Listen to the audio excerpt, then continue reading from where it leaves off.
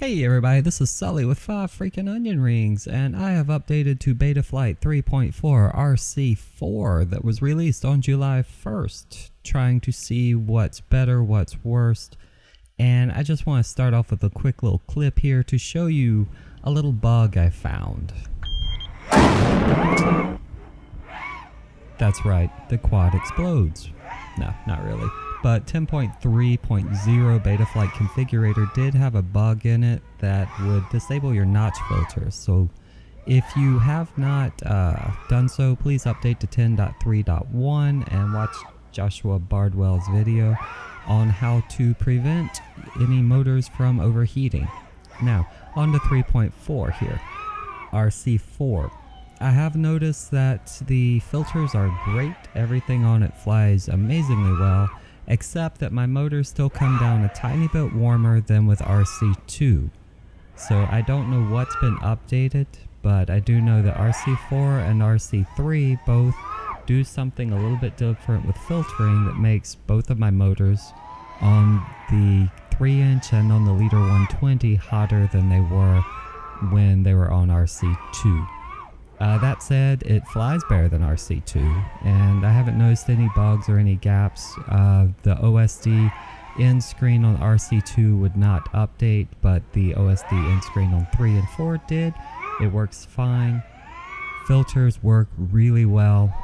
Stock PIDs is what I'm using here. I have not touched them at all. I did lower the D gain on the Leader 120 because my motor was getting really hot. Now, with that being said, it's 99 degrees out here, and that is a little bit unbearable in South Carolina's sunshiny summer, and will lead to some things being a lot warmer than they should be. Throttle boost is something I will be using from now on. It does help you catch yourself coming out of power loops and S-turns without having to stab the throttle, so you have to retrain yourself on that. And the I-turn relax is very good. I have noticed setting it to RPY with no other changes just feels better in on-off throttle situations. I have not played with the throttle limiting feature yet, and probably won't. I might with the 4S batteries on my 3-inch, since I never ever go full speed. It's too fast for my neighborhood, so I might play with that. And otherwise, the experimental filter-based RC channel smoothing is really good if you set it to filter. It does default to interpolation, but it just feels better. I can't really explain it, and I'll probably be doing a lot more testing on that. Otherwise, pretty much left it stock. I love the feature that allows the USB pass-through, so you can use your FlySky or Tyrannus as a PC game controller. That is something I didn't think I would love, but now I'm back to being a huge fan of the Grand Theft Auto 5 flight mod, where you can use GTA 5 as your flight simulator.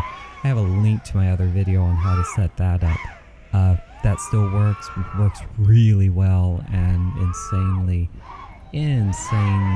sensitive. I love it.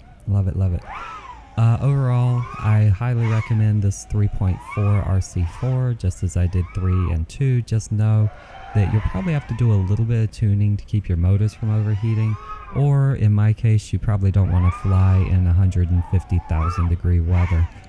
It's a little bit toasty here in South Carolina, but that seems to be the case every year. Anyway, that's it for today. Hope y'all have a good one. Take care.